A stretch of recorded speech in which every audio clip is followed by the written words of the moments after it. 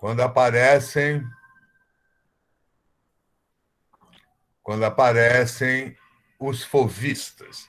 Aqui é a Henri Matisse, é o principal fauvista, é um dos principais artistas do modernismo do século XX,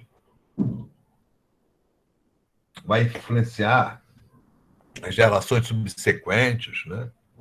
Até a minha geração, continua influenciando.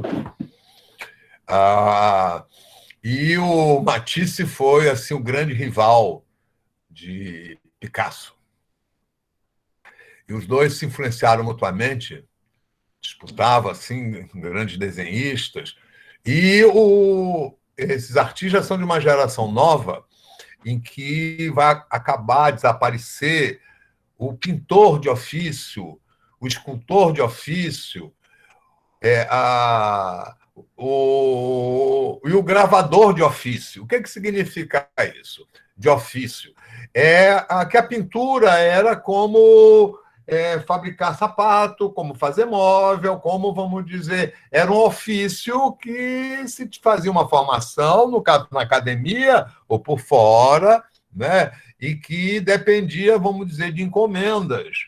E era uma produção, então, que tinha uma demanda, né? Então, a pintora, então, os pintores de retrato, né? Os pintores de paisagens, os pintores históricos, né? Os gravadores trabalhavam para as tipografias, para os jornais, né? Para a ilustração. Inclusive, uma das principais funções da gravura, né? Da gravura em metal, era reproduzir outras imagens. Depois também a litografia, né, que servia à publicidade. Então, como escultor, o escultor tinha ofícios, porque, né, a escultura era estatuária, aquela estatuária lá dos palácios, dos palacetes. Então, para os túmulos, não é? Para a representação do poder, né? E as cidades ainda não tinham os arranha-céus, não é? Não tinha essas dimensões. Os prédios eram de 4, 5 andares, né? No máximo 6 andares. O, a, o, então, o monumento escultórico na cidade, numa praça, isso fazia uma enorme diferença. Né? Isso é a inauguração de uma praça com monumento. Inclusive, o desenvolvimento urbano criou, né, tinha as oficinas para a fabricação das estátuas de cobre, de bronze, né, diferentes. Tem algumas estátuas, por exemplo, aqui na Praça Tiradentes, que elas foram encomendadas lá de Paris, vieram prontas já para cá. Né, outras. Com o século XX, né, isso tudo vai mudar. Vai mudar, não é? Os prédios enormes, a nova arquitetura, o conjunto escultórico desaparece. Não é? Mas então, e os prédios eram decorados com esculturas, não é? Enfim, o escultor de ofício, tinha o escultor que, consagrado na academia, famoso, vivia lá de criar, de produzir as suas esculturas conforme as encomendas. Né? Isso veio até o século XX, de certa forma, não é? Ainda existe uma demanda, por exemplo, bustos de pessoas, né? A cidade está cheia de bustos, estátuas, homenagens, né? Mas vai mudar a situação que essas divisões elas vão acabar e vai surgir o artista plástico. Então, Matisse como Picasso, né, eles vão ser pintores, escultores, gravadores. Né? Inclusive, o Picasso vai inovar na gravura, ele vai criar um tipo de gravura, a linogravura. O Matisse, na escultura dele, é importante, as esculturas. O Picasso vai revolucionar totalmente a escultura. E o Picasso é o cara que vai revolucionar, de fato, o desenho. Tá? Isso é o que a gente vai ver, vamos dizer, se der tempo hoje, se não, a partir da próxima aula, mas é isso daqui. Porque aqui a gente tem a revolução da cor, mas ainda não tem a revolução do desenho. Né? Aqui é o desenho feito com os contornos, como se faz desde a antiguidade, né? Está distribuído no espaço para a gente entender. Ele conhece a linha do horizonte, ele sabe, né, que está mais distante, é menor, é mais para cima, mas ele não se preocupa com as proporções, né? O olhar vai, então, essas figuras estão na frente, essas aqui estão mais atrás, que é menor, essa aqui estão maior, um pouco mais na frente. Mas essa daqui está mais ou menos, parece que é menor, né? Mas isso não interessa. O que é importante aqui, né? Esse espaço também não é claro, vamos dizer, isso aqui é como é que essa paisagem se desenvolve, se é montanha, se é coisa, né? O certo é que a gente passa o sentimento, a ideia, que é esse prazer, o prazer das pessoas, os amantes, né, na praia, aqui um grupo dançando, né? Aqui um casal namorando, aqui duas mulheres deitadas, lascivas, conversando, aqui está um tocando uma flauta. Né? E o que é, vamos dizer, aqui, totalmente novo? É o uso absolutamente, vamos dizer, subjetivo da cor, com cores contrastantes, super vivas. Né? O Matisse vai ser o grande colorista. Assim. Aí a partir do Matisse, você tem que. Já não é, a cor não é mais uma coisa simbólica. É a construção através da cor. Né? Isso daqui é um retrato da mulher dele. Aliás, é um quadro que provocou muita polêmica, foi uma coisa escandalosa, porque é um rosto, né, em que a pintura é evidente, a face é de uma cor a outra, tem um verde, o cabelo azul, as cores todas, as cores, ele é todo construído através das cores. Não é? Aqui o vermelho com esse magenta, esse azul esverdeado aqui do lado, né? Isso cria uma espacialidade, mas aqui não é um objeto, não tem uma forma, né? São as cores que definem tudo. E esse verde, né, que passa aqui, que vem aqui, que é como se fosse uma sombra, né? E reparem, tem um outro também retrato da Madame Matisse, eu não sei se é esse ou um outro, que o rosto é muito pintado, eu acho que é um outro que eu acho que não está aqui. Eu não tenho aqui nessa galeria de imagens. Mas provocou um grande. Foi muito mal falado, porque nessa época, né, as mulheres decentes elas não pintavam o rosto. Só quem pintava o rosto eram as atrizes, as prostitutas. As atrizes e prostitutas eram mais ou menos uma mesma coisa, né? Isso, por exemplo, aqui no Brasil, isso ainda vem até a época da juventude da Fernanda Montenegro. Hoje não, hoje em dia a atriz é uma pessoa respeitada, valorizada, a própria Fernanda Montenegro é exemplo disso. Mas é a sociedade da Belle Époque, né? É a cultura da Belle Époque, a mentalidade da Belle Époque, ela vem até meados da década de 50. Né? As coisas vão mudando aos poucos, vão se transformando. Então, aqui, vamos conhecer Matisse, né? A liberdade aqui é total, é uma arte que exalta o prazer, né? E qual é a força disso daqui? É a cor, né? As cores, a cor, como a cor é usada, né? A cor da pintura, né? A cor do corpo, né? Ele tem um domínio e é tudo, vamos dizer, parece que é pintado rápido, sem dificuldade, quando na verdade não era. Ele, para ter essas coisas simples, né? Essas formas, ele tinha muito trabalho, como eu vou mostrar mais adiante, né? Mas aqui também, né, a preocupação com o espaço, tem a espacialidade, mas você vê como o chão se confunde com a parede é um padrão, uma padronagem de tecido, ou de tapete de parede, ou de tecido de parede, né? que ocupa todo o espaço, hiperdimensionada, né? A figura ela é simplificada, né? Como as figuras do Cézanne. É importante que, nesse começo do século XX, os artistas pós-impressionistas começam a ser conhecidos e valorizados principalmente pelas novas gerações, né? Então, Van Gogh, que morreu em 88, né? O Cézanne, que vai morrer no comecinho do século XX, o Gauguin, né? Esses artistas vão influenciar esses novos, né? E aqui, vejam, vamos dizer, aqui já é uma nova visão, né? A forma é simplesmente para a gente poder identificar as coisas, é simplificada ao máximo, o desenho é simplificado ao máximo, né? E através da cor, de uma nova percepção, um novo uso da cor, a gente percebe todo o espaço, o clima, toda a situação, né? Aqui não envolve mais a questão, vamos dizer, se as proporções estão boas e tal.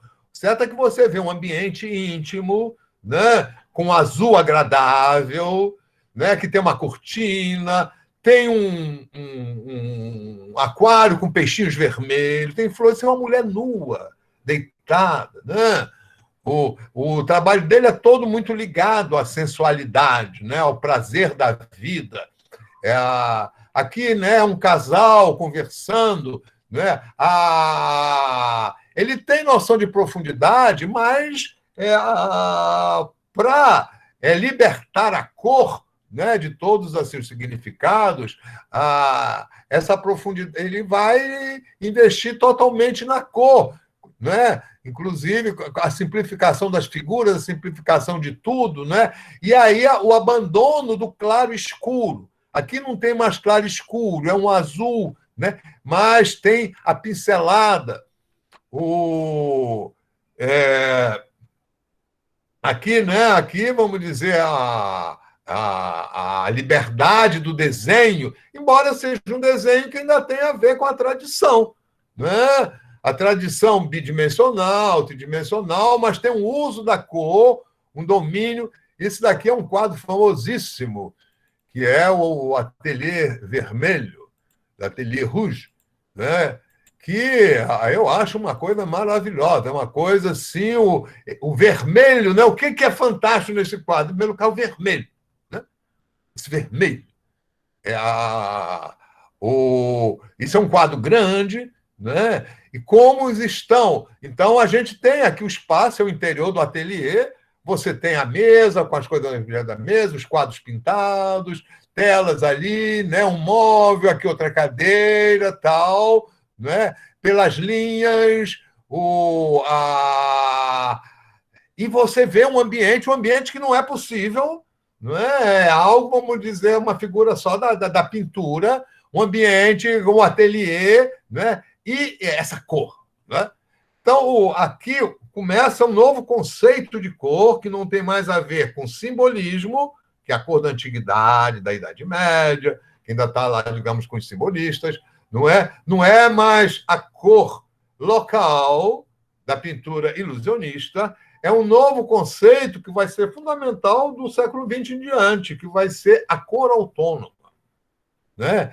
A pesquisa da cor enquanto tal. O que a cor nos provoca, né? Como é que você constrói com a cor? Esse conceito de cor autônoma, isso vai ser importantíssimo para todas as áreas, não só para a pintura, né? A cor local ainda está muito ligada, vamos dizer, à cor que a gente vê na natureza em boa iluminação, né? E determinadas combinações de cores, né? Não há um pensamento da cor, né? Por exemplo, pensamento, o que é o vermelho, né? Digamos, na teoria da cor local, o vermelho é o diferente do azul, do amarelo, do verde, não é? Aqui na cor autônoma, o vermelho tem infinitas possibilidades do que você pode tirar com o vermelho, né? Aqui, uma paisagem, que é uma paisagem da janela do apartamento dele, né?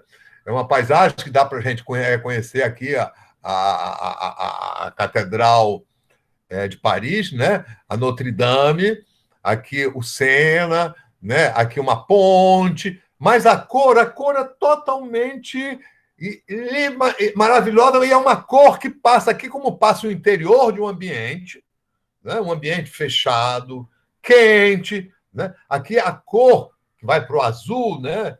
Passa aquele ambiente frio, né? Nevoado. Então, o Matisse, ele como os Fauves, revoluciona a cor, mas o desenho, apesar de toda a liberdade, né? Como aqui, essa dança, tem duas danças, essas danças são muito famosas.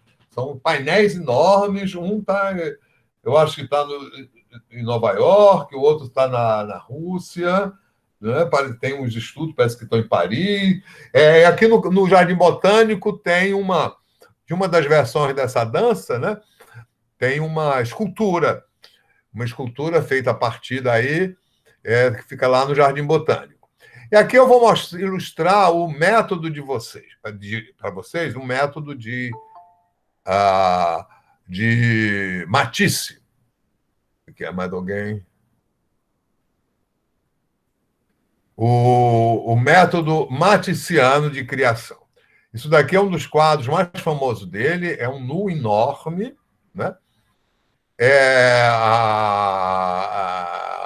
Ele é bem simplificado, mas ele vamos dizer, de um domínio. Você vê a moça aí com toda a sensualidade, provocando, olhando a modelo, né? Você vê que ela está deitada, não tem preocupação aí com claro escuro, com com a ideia de profundidade, mas mostra muito bem o espaço. Parece que foi feito assim rapidamente, né? E para ele conseguir isso, olha só, isso daqui é tirado de um livro, as fotografias, isso daqui é digitalizado, não é muito bom, né?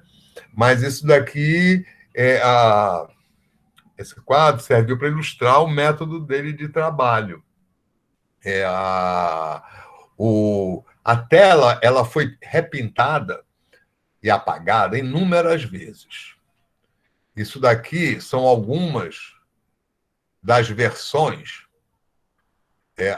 são umas 30, eu só peguei aqui, tá certo? Então, num dia, ele pintava o quadro, que é já um modelo lá, com aquele fundo, as flores, o vaso e tal. Aí, é óleo, né? O óleo leva tempo para secar, e o óleo você pode apagar com terebentina, né? Bem, então, aí ele pintava durante o dia, à noite ele apagava, mandava apagar. No dia seguinte ele ia lá e refazia tudo de novo. E assim ele foi fazendo, até que chegou a essa obra, que é considerada uma obra-prima. Né? E é uma coisa realmente, aqui a imagem está melhor. É uma imagem, é uma coisa de uma força extraordinária pela simplicidade, pela expressividade. Né?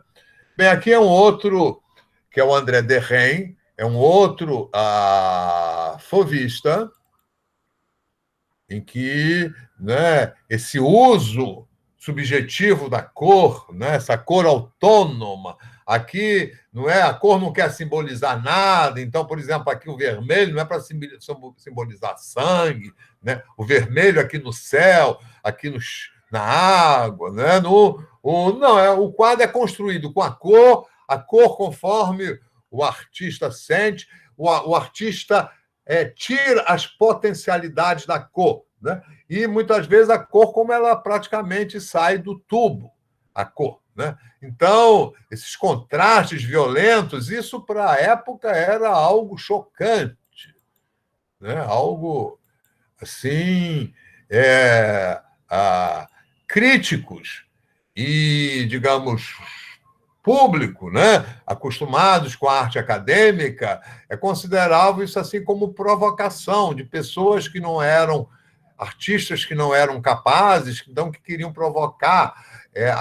com essas cores. Daí que eles foram apelidados de fauves, que significava selvagem. Selvagem não era nem um elogio, muito pelo contrário, né? Selvagem é o ambiente da selva, é o inculto, né? É o ignorante, é o bruto. E é assim que eles ficaram na história, como fauvistas, né?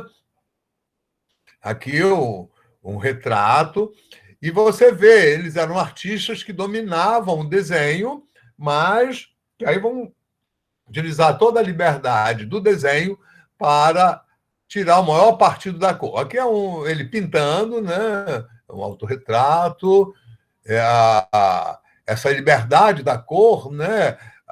Inclusive, né? A forma se desfaz. Aqui as formas já não são muito claras, o rosto do cara, né? Aqui um outro que é muito interessante, que é o Raul Dufy,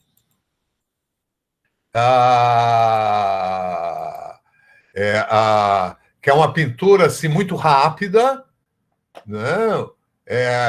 Parece quase um esboço.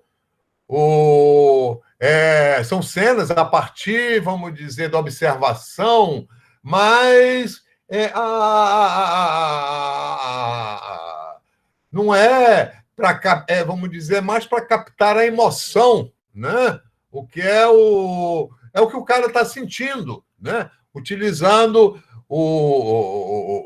digamos, o desenho, a espacialidade, é um motivo para poder expressar através das cores, né? A cor que a pesquisa é a cor é autônoma, né? A cor, as próprias qualidades da cor, né? Então, aqui a gente tem né, uma paisagem, você vê como isso daqui é construído tudo a partir da cor. Aqui tem o amarelo, aqui os azuis, aqui os rosas misturados com azuis, né? Ele tem desenho 3D, né? Como aqui também, né? Como aqui, né? Mas isso é aqui, por exemplo, né? Tem uma instantaneidade, né? E tem para valorização da cor, né? Tem um rápido que na época era considerado como mal feito, como não feito, não está terminado, não está acabado, só está esboçado, e realmente parece um esboço. E é como, digamos, um esboço, né? Um esboço em que o artista tira o máximo partido das cores e dá uma expressividade e dá, sobretudo, vamos dizer assim, uma coisa instantânea, uma coisa rápida, uma coisa, não é, aquele momento passageiro, né? Então isso é o fauvismo, né? O fauvismo que introduz essa questão da cor autônoma, né? Então vejo aqui, claro, ele tem noções de perspectiva, tanto é que ele coloca as figuras mais próximas em tamanho maior, embaixo, né? Que estão mais próximas, mais distantes, estão menores, elas vão diminuindo conforme vão se afastando, não é? Mas como é que é construído isso? Não é a partir do desenho, é a partir da cor, né? Dá até para ver, ele cria as grandes manchas de cor, com as manchas de cor ele determina o espaço, aí nesse espaço, usando cores, né? O próprio contorno, a cor dos contornos, né? Aqui o contorno é vermelho, aqui o contorno é azul, aqui o contorno é preto. Então ele vai criando as figuras, cria o espaço. O espaço vem da cor, né? Complementado com as figuras, a forma, né? Aqui um outro exemplo. Então, isso já é algo que não existe antes, né? Isso já corresponde muito ao nosso sentimento, a nossa coisa de imagem, né? Isso daqui eu acho maravilhoso, né? Como é que é? E tem que ter um domínio da cor, um domínio do pincel muito grande, né? Isso daqui não tem praticamente retoques, né? Então, dá para ver, ele construiu, ele criou a espacialidade a partir de cores, das manchas de cor, né? E aí ele vai. Como é que é o método? Ele fez o desenho antes, provavelmente, tem os desenhos, né? Bem, e aí vamos. Coincidentemente, nessa mesma época, não é? Na Alemanha tem surge o expressionismo, né? Assim como há outros artistas fauvistas, e depois do desdobramento do fauvismo, o expressionismo tem vários outros artistas, tem várias outras correntes. Aqui eu vou apresentar alguns que têm muito em comum com o fauvismo. Tem muito em comum no uso livre da cor, a cor autônoma. A cor autônoma também já aparece, mas no expressionismo alemão vai ter uma coisa que é digamos, vai ter um certo engajamento social, vai ter um lado crítico que é diferente do fauvismo, né? Vai ter um lado crítico da sociedade que vai ser diferente do fauvismo. E, digamos, um lado mais de transgressão, de criação de novas posturas, de novos, né? Então, por exemplo, lá no Matisse tem aquela cena, o primeiro, né, quadro que eu mostrei, as pessoas deitadas, as mulheres, os casais e tal. Aqui a gente também tem mulheres, homens nus, como aqui também, né? Só que a diferença, né, e aqui é um grupo de artistas que se unem com o propósito de criar uma arte nova. E eles criam um grupo, e o grupo, vamos dizer, a arte nova é também de comportamento novo, então eles fazem também piqueniques, né? Piqueniques nus, onde tem transação, evidentemente, né?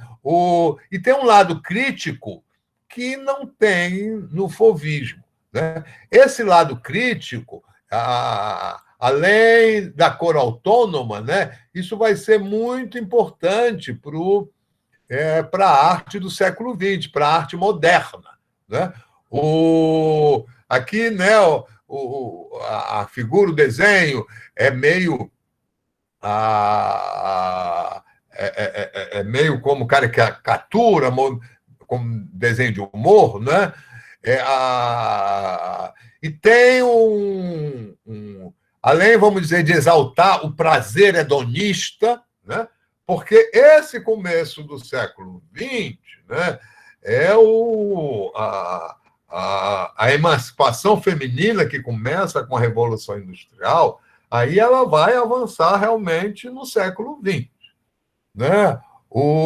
E a emancipação da mulher feminina é emancipação também dos tabus sexuais para os homens, né?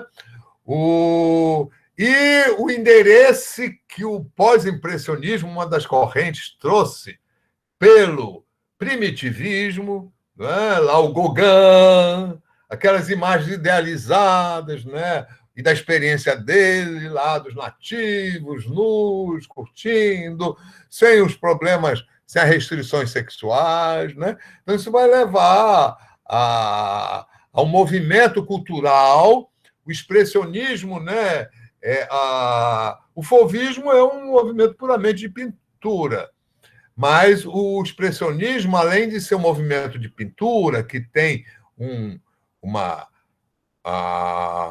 ponto em comum com o fauvismo, que é a cor autônoma, ele foi também um movimento na gravura, ele foi um movimento na literatura, né, no cinema. O começo do século XX isso é importantíssimo, né? A fotografia foi muito importante no século XIX. Não é que tenha, digamos, uma influência direta, mas vai ajudar os artistas a se liberarem, a liberar um monte de coisas, né? E, sem dúvida, a fotografia foi um grande incentivo para o desenvolvimento tanto da pesquisa da imagem, da visualidade, como também para os artistas para partirem para outras motivações, né, outras temáticas, outras atitudes. Só que o impressionismo, né, e o pós-impressionismo,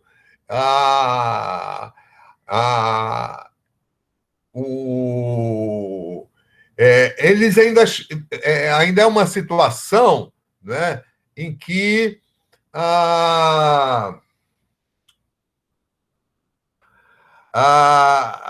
os ofícios dos pintores ainda têm um grande valor, né? Ou seja, ainda existe. Você pode viver de pintura, como você pode viver de escultura. Ainda não é uma crise, não é? Quando surge o cinema, não é? Fica claro que a pintura ilusionista não vai mais poder competir com o ilusionismo do cinema, né? Com o ilusionismo da imagem em movimento. Né? Então, você vê um trem pintado, muito bem pintado, lá na paisagem, se movimentando, não vai nunca provocar o mesmo efeito de ver um trem na tela vindo na sua direção. Como apareceu na primeira projeção de lá um filme, lá foi dos irmãos Lumière, o público se levantou correndo da sala, pensando que o trem vinha em cima. Né? Então, para quem estava antenado, ficou claro que as funções da pintura, que o ofício da pintura ia mudar. Né? E realmente vai mudar, e aí vai aparecer o artista plástico. Mas isso daqui ainda no contexto, né?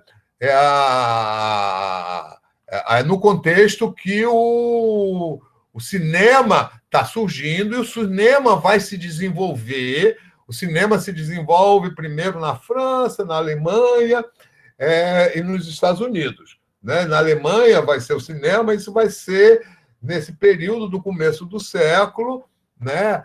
Até a Segunda Guerra Mundial. E na Rússia também, né? Depois de 1917, depois da Revolução, né? Então, o começo do cinema vai ser muito marcado, por um lado, pelo expressionismo. O expressionismo alemão. Né? Então, o expressionismo é um conceito que vai além da pintura. Envolve também a escultura, né? Pode-se falar até de uma arquitetura expressionista, e ele é muito claro na pintura, na gravura, e tem um elemento que não tem no fauvismo, que é um comprometimento social, é uma crítica social. Aqui eu peguei o Kirchner, do grupo Brücke, e peguei também o Rothluff, que é também do grupo Brücke, que foi esse grupo inicial, mas tem muitos outros. Eu tenho aqui, o tempo é limitado, o espaço é limitado, eu tenho que, evidentemente, fazer uma seleção, né? Então, eu escolhi que tem algumas características, né? Essa de crítica com ironia, né? De hedonismo, de exaltação da liberdade, né? Uma coisa de crítica social, característico a cor autônoma, não é? Então, as cores, como elas estão usadas, não é? Não existe ninguém com um rosto azul, não é? E isso já tem origem no pós-impressionismo, né? Tem lá uma figura do Toulouse-Lautrec com uma sombra assim azul, que a gente não vê, é uma coisa puramente da pintura. O desenho, né? A forma, além de muito livre, né? Leva a uma certa estilização, né? Que tem um caráter crítico, Né? Então, isso daqui são ruas, ruas urbanas, né? Já é a sociedade urbana, né? É um distanciamento dos padrões clássicos, não é? Aqui, digamos, dá uma ideia de profundidade, não é? Mas saindo totalmente da observação, né? Como aqui também o uso das cores, aqui é um grupo aí na farra, né? Aqui uma paisagem, né? Na beira do rio, um casal passeando, um homem, né? As construções, né? E o uso da cor é cor autônoma, né? E qual é todo, vamos dizer, toda a força do trabalho está na cor, nas cores, né? E claro, né? A cor depende, vamos dizer, do desenho. O desenho é muito livre, né?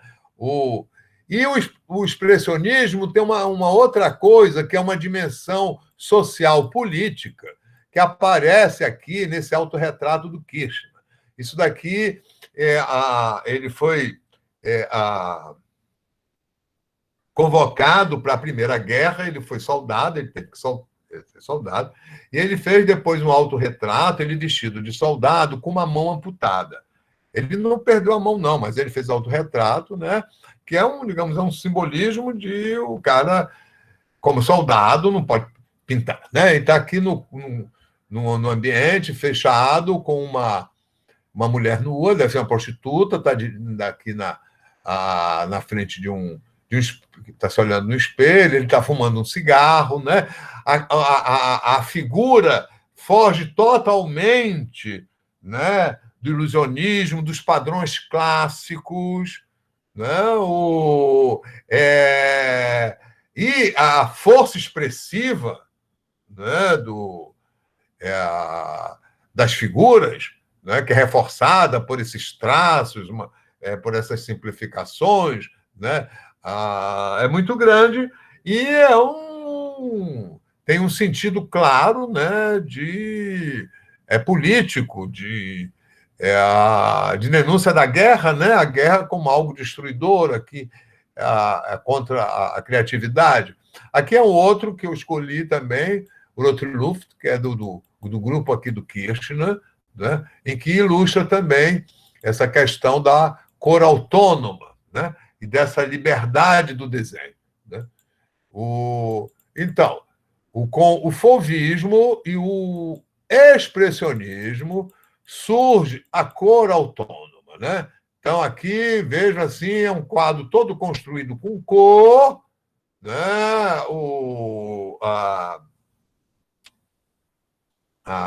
As cores, né, são chocantes, e é interessante, né, o modernismo brasileiro vai começar um pouco mais tardiamente, na década de 20, né? Em 22, a gente vai ter aqui a Semana de Arte Moderna, e uma das artistas importantes da Semana de Arte Moderna, e desse modernismo brasileiro da primeira metade do século XX, é a Anita Malfatti.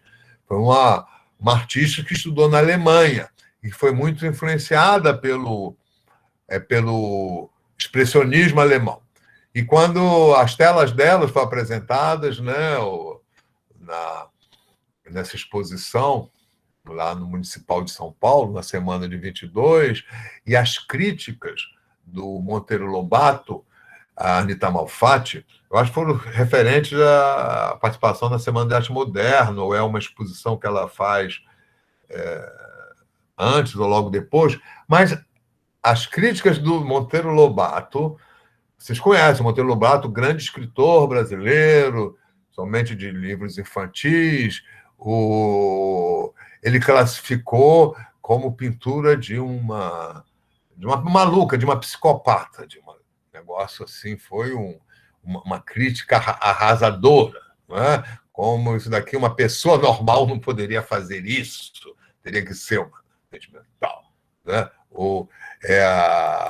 Então, o expressionismo, né, com essa cor autônoma, esse uso, novo uso da cor, né, e digamos, esse descaso com o desenho, com a forma, né? Porque a forma aqui é só para passar uma ideia, né? O forte da imagem é a cor, né? Como é que as cores estão, o, é, e o expressionismo, né? A cor autônoma e também essa liberdade e essa a expressão pessoal do artista, né? Isso vai marcar daí em diante o século XX. E vai encontrar uma enorme resistência no gosto popular da grande maioria, que gostava, que apoiava e que achava a arte era a arte acadêmica, a arte das academias. Né? Tanto é que, com a ascensão do nazismo, né? Esses artistas foram considerados artistas degenerados, essa arte degenerada. Essa arte foi tirada dos museus, ela foi exposta para mostrar ao povo, vamos dizer, o que era arte degenerada. E a mesma coisa vai acontecer também lá com a criação da União Soviética, depois da Segunda Guerra Mundial. Durante a Primeira Guerra, os artistas de vanguarda, eu vou usar um termo aqui, que daqui para frente vai ser muito importante, né? Porque isso daí é o começo das vanguardas artísticas, a arte que propõe o novo. Que vai ser a autonomia da cor, e depois a revolução do desenho, que é feita pelos cubistas. Né? E isso vai ser, em outros países, vai assumir outras formas, vão formar grupos, né? Então, vão ser as chamadas vanguardas. E essa arte moderna na Rússia, que vai utilizar a cor autônoma, depois a geometria livre do cubismo, né? A colagem, enfim, vai criar a arte moderna, né? Eles tiveram uma grande importância logo depois da Revolução Russa, da Revolução Política, né? Quando vai se formar a União Soviética, mas depois da Primeira Guerra Mundial, já perto da Primeira Guerra Mundial, com a ascensão do Stalin, né, eles começam a ser perseguidos e condenados como artistas decadentes, arte decadente, arte da burguesia decadente. Os nazistas chamavam de arte degenerada e os comunistas de arte decadente. Né? Impuseram lá o realismo socialista. E na Alemanha nazista impuseram lá um classicismo nazista. Acho que não tem um nome específico. Tá? Bem, então, isso daqui é a cor autônoma que surge com o fauvismo e com o expressionismo. Vamos voltar aqui. Parar a apresentação. Vamos agora para outro item. Cadê?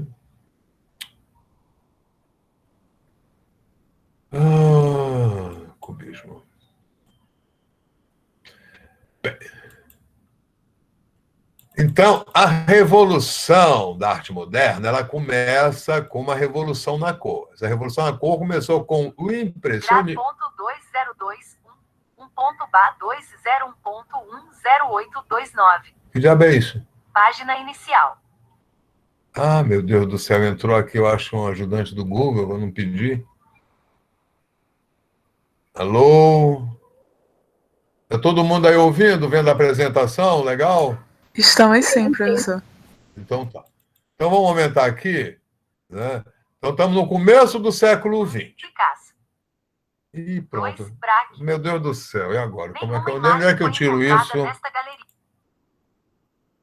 Como é que eu tiro isso? Puxa vida. Expressionismo. Eu acho que é isso aqui. Cubismo analítico e cubismo sintético. Ah, meu Deus. Agora, onde é que eu entrei? Opções de voz. Acho que é aqui, né? Ah, não, não. Eu Eu não. não sei não como é que tira. Eu acho que meu computador nem faz isso. Pois é, aqui tem uma. Acho que agora parece que tirei as opções de voz. Nunca tirei, foi sem querer, né? A gente quis tá, então. Mas então vamos aqui ao senhor Picasso. Vamos aqui ao chamado cubismo pré-analítico, o cubismo cezaniano. Cezaniano de Cezanne. Isso daqui é Les Demoiselles d'Avignon. É uma pintura de 1907, em que a gente tem a cor autônoma, né? Mas não é fauvista, não é expressionista, e aqui tem algumas novidades que foram um choque. Aliás, esse quadro aí ele só foi exposto pela primeira vez 12 anos depois de ter sido feito. Mas nos meios avançados de Paris, onde Picasso vivia, onde Picasso já era famoso depois da sua fase azul e sua fase rosa, esse quadro, visto no ateliê, causou um grande espanto. As pessoas ficaram desconcertadas, Teve gente até achou que ele tinha pirado, tinha ficado louco e tal. E, sobretudo, esse quadro desencadeou uma grande discussão, um debate entre pintores, entre ele e um francês que era fauvista, o Georges Braque. E desse diálogo, né, surgiu uma parceria, os dois foram trabalhar juntos, no mesmo ateliê, e desse trabalho conjunto, pesquisando, eles conversavam, discutiam sobre a pintura, sobre as coisas e tal, papapá, e passaram a ação. E numa época de mudança em que o sistema de arte está mudando da encomenda para o mercado de arte. Então, os marchands começam a virar galeristas e vai surgir um marchand novo, um galerista que vai apostar e vai surgir uma pesquisa que é algo único na história da arte, assim, uma pesquisa pictórica que vai criar o cubismo. E com o cubismo a gente tem a revolução na forma, a revolução do desenho. E aí a forma já vai começar a ser pensada de forma 4D, não mais 3D. Isso é um pouco complicado. Como é que aparece 4 dimensões na superfície de 2 dimensões? Né? O 3D, é claro, a gente vê pelo ilusionismo da coisa, mas como é que é o 4D?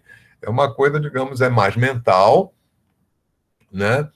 Depois vamos ver por que vai ser cubismo cezaniano. E o cubismo, né, essa parceria, ela vai durar até o comecinho da Primeira Guerra e acaba porque o Braque foi convocado para a guerra. Ele teve que ir lutar. Não morreu nem nada, voltou depois, mas daí a parceria se desfez, acabou. E até a Primeira Guerra, né, assim, digamos, de mais ou menos 1908 até 1914, eles vão ter 3 fases, que vai ser o cubismo pré-analítico cezaniano, o cubismo analítico, que aí realmente é uma revolução total em termos de concepção da forma, e depois o cubismo sintético, onde vai surgir a colagem. E a colagem vai ser com a colagem vai surgir um outro método de pesquisar forma, de desenhar, que é o corte. E a colagem é estendida por Picasso para o tridimensional com a assemblagem, né? O que vai dar origem ao reaproveitamento de materiais e vai criar as bases, né? As bases para uma nova escultura, a escultura propriamente moderna, que não vai ter mais nada a ver com a estátua, né, com o ícone. Então, vamos ver aqui esse quadro. Né? Em primeiro lugar, as figuras elas têm algo, somente essas três aqui, como elas são construídas geometricamente, livres, elas têm algo daquelas banhistas do Cezanne, O quadro é toda uma construção geométrica, né? Tem 5 personagens. Reparem aqui o tratamento da superfície da cor, né?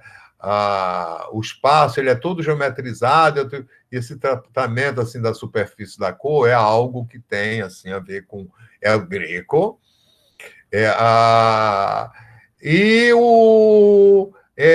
A gente pode ver uma cena de 3 mulheres que estão aqui no ambiente, uma sentada na frente tem uma mesa com comida, frutas, né? E tem aqui como uma cortina que, aparecendo da cortina, abrindo a cortina, aparece uma outra mulher. São todos nus, né? Então, é uma cena na verdade, né, de um bordel, de um prostíbulo, né?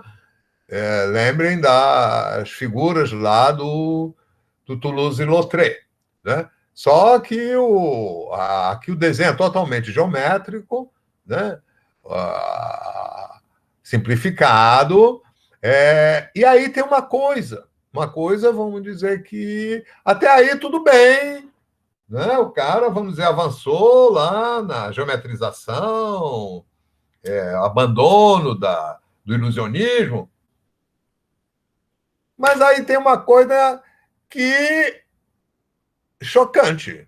Além, vamos dizer, dessa geometria, você tem 2 figuras em que o rosto dessas figuras, né, é transformado como máscaras que lembram as máscaras africanas. E isso, o iluminismo, né? A cultura da ilustração da época barroca, que depois do iluminismo, ela levou à criação de coleções. E as viagens também, as viagens marítimas, as colônias, trouxeram muitos objetos estranhos, exóticos, curiosos. Então, isso deu origem a coleções, que deu origem aos museus. Uma outra coisa também que chegou à Europa nessa época foram as gravuras japonesas, xilogravuras, né? E os artistas jovens se encantaram com essas novidades, né? Um museu lá, um museu novo, que era, eu acho, do Trocadeiro, que era um museu assim, digamos, de coisas exóticas, curiosidades, que virou um museu antropológico e tal, era frequentado. Alguns artistas colecionavam essas peças, que eram peças diferentes, completamente diferentes, estranhas, que, digamos, na visão europeia da época, aquilo não era arte. A arte era a arte da academia, aquela arte que vem lá da Grécia Antiga, do Renascimento, barroco, etc. Aquela arte que todo mundo olha, qualquer pessoa, né? Realmente é difícil fazer aquilo, né? Não era considerado uma arte, Então, o Picasso é um interessado nessas coisas, e aqui ele coloca 2 máscaras africanas, que são pintadas por cima. Você vê que vamos dizer, deslocado, né? Que a figura está meio como... Então, com isso, ele cria 2 tempos e cria um contraste, né? Porque o que tem nessas máscaras africanas? Elas são totalmente geométricas, criadas geometricamente, né? E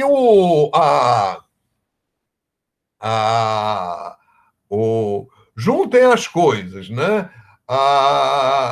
Essas máscaras africanas, elas eram usadas para guardar os túmulos, para amedrontar os profanadores dos túmulos, né? Isso é a origem dessas máquinas. Ou então eram máscaras utilizadas em rituais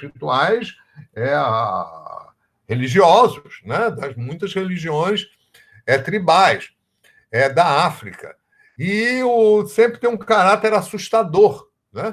Então,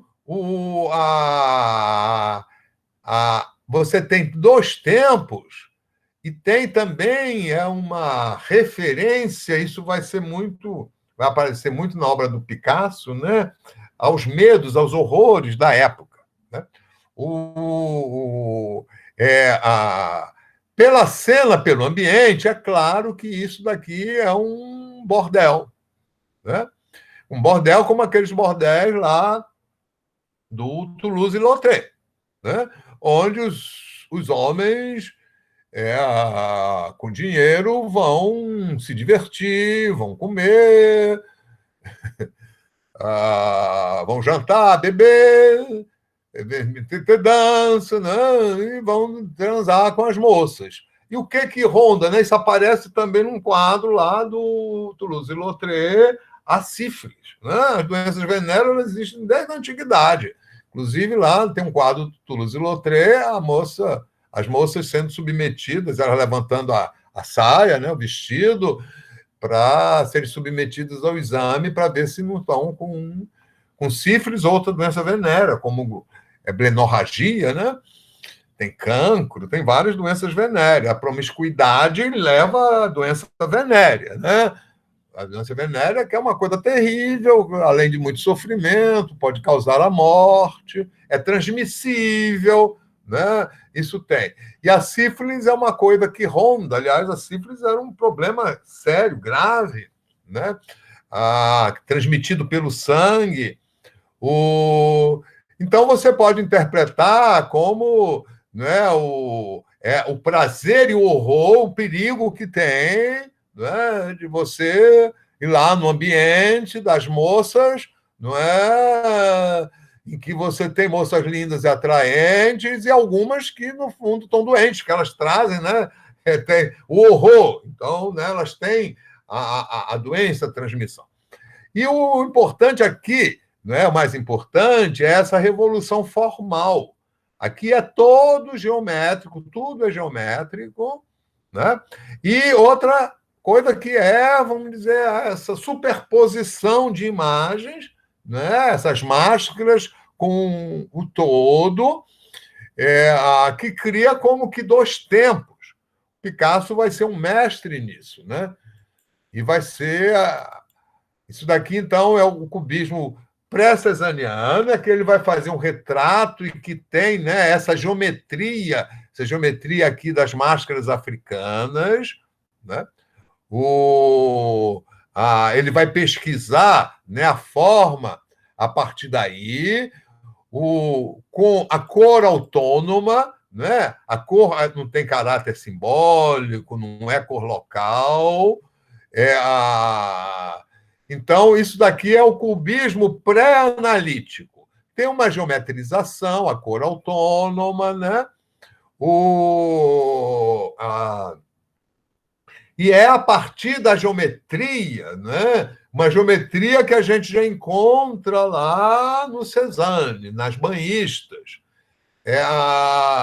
Que ele vai, né, pesquisar isso. É um cara que domina a forma tridimensional, o desenho tridimensional, isso desde da adolescência, não é? Ele domina completamente ele vai pesquisar, né, a criação da forma, o desenho, né, a partir dessa pesquisa da geometria, com a cor livre, né? Então, é uma figura que foge completamente à anatomia, né? As noções de anatomia, mas em que a gente vê a mulher, a bunda grande, né? A figura está aí com toda a expressividade, com toda, né, a expressão, né? E aí o cubismo, né, começa aí essa revolução da forma, de como encarar o desenho, né? O desenho vai ser a grande pesquisa do cubismo, né? A questão da forma, né? A partir da geometria vai ser tudo aqui. E, no fundo, vamos dizer, quando você vai fazer qualquer imagem no plano, né? Quando você define os espaços, você está usando geometria. Então, aqui vai ser um investimento na geometria, né? Na geometria, uma geometria inspirada em Cézanne, né? Ah, não tem mais nada a ver com observação. São trabalhos, é uma pintura toda feita em ateliê, não tem nada de pintura ao ar livre, tá certo? Não tem mais nada, vamos dizer, com querer reproduzir a realidade, né? É criar vamos dizer, uma imagem com realidade própria a partir da geometria e da cor autônoma, né? Então, aqui a gente tem uma paisagem que é uma paisagem totalmente construída, né? Totalmente criada, que tem uma cada que vai jogar com ambivalências, como o côncavo e o convexo, né? O que é côncavo vira convexo, conforme a forma e a cor. Né? Então, aqui começa realmente a revolução do modernismo, que tem por base já essa revolução da cor, que é a revolução da cor autônoma. Né? Então, a partir da cor autônoma, faltava a revolução do desenho, a revolução da forma. Essa revolução começa aqui e vai ser desenvolvida pelo cubismo nas suas 3 fases. Isso daqui é a fase inicial, que é chamada pré-analítica, depois vem a fase analítica e, finalmente, a fase sintética. E, a partir daí, realmente vai se ter a base para a concepção 4D da arte, né? O tetradimensional, que vai sempre suscitar a questão do espaço e do tempo. E com grandes mudanças, né? Porque uma das coisas é que os quadros não vão ser mais considerados como coisas isoladas, mas são séries, né? A obra não é mais uma obra, outra obra, né? Não tem mais aquela coisa da obra-prima. Você vai ter a obra série. O artista ele não trabalha mais em função de uma obra que é uma encomenda, ou que alguém pode encomendar ou gostar e pedir uma igual. Não, ele vai trabalhar em função de exposições. E cada exposição vai ser uma outra coisa. Né? Uma exposição é todo um conjunto em que o espectador também vai se comportar de forma diferente. Ele não vai ver uma a outra isolada, como não, ele vai ver o conjunto, a relação que uma tem com a outra, etc. e tal. Né? Que entra o tempo, o percurso. Né? Então, aí está começando realmente a arte moderna, com a cor autônoma, que é clara com os fauvistas, com os expressionistas, né? Os expressionistas abrindo o tema subjetivo, e agora os cubistas realmente revolucionando o desenho. Daqui é um autorretrato do Picasso, né? Não tem nada, vamos dizer, de realismo, mas lembra mais uma caricatura, né? Mas a gente vendo as fotografias e passa bem, vamos dizer, um tipo de personalidade. Né? Aqui, o cubismo, esse cubismo pré-analítico, começa a se aproximar do cubismo analítico, ou seja, a geometrização da superfície, né? O uso da cor. Então, o destaque para os ângulos, né? E o tratamento, usa o claro escuro, mas é o claro escuro para criar uma ambiguidade entre aquilo que é côncavo e convexo. Né? É uma visão muito do côncavo e do convexo, do cheio e do vazio. Né? Então, aqui um retrato de uma mulher, uma das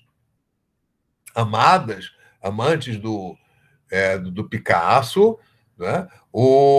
A gente vê a figura, né? Mas isso não tem nada a ver com observação, isso não tem nada, vamos dizer, com a concepção clássica, a concepção tradicional de coisa, não.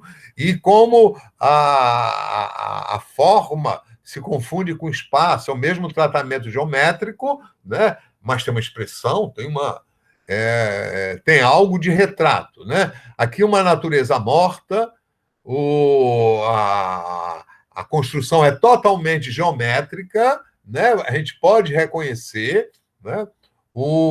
E essa também, essa diferenciação entre o que é a figura e o fundo, né? O que é a figura aqui, o fundo? Onde é que começa o fundo e termina a figura, né? Então, por exemplo, isso daqui se emenda com fundo. Aqui também, né? Onde é que termina a figura do fundo? Você vê uma mesa, mas como é que continua? O que, que tem atrás?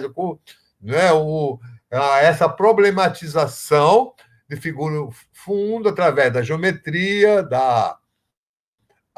é uma geometria que não é mais a geometria euclidiana, porque isso vem do Cézanne, que o Cézanne dizia que toda a forma na pintura pode ser construída a partir de esferas,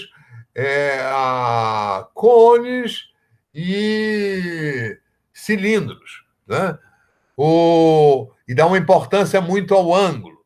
Então, isso daqui é o cubismo analítico do Picasso, vamos aqui o cubismo analítico do Braque, é muito parecido, algumas obras, vamos dizer,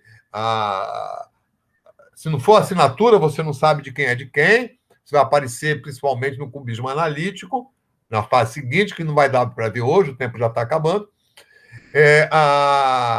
Então, aqui, né, você tem a mesma construção geométrica da figura, não é? Essa distinção, essa côncavo-convexo, o fundo e a figura, né?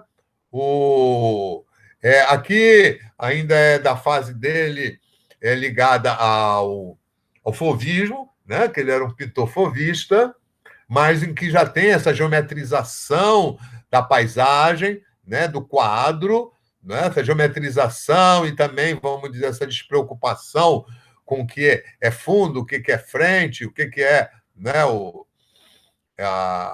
aqui é uma paisagem, né, a gente reconhece a forma das árvores, das plantas, né, mas o que é fundo, o que é frente, o que é, né, o objeto, o que é o fundo, o que é o espaço, como é que é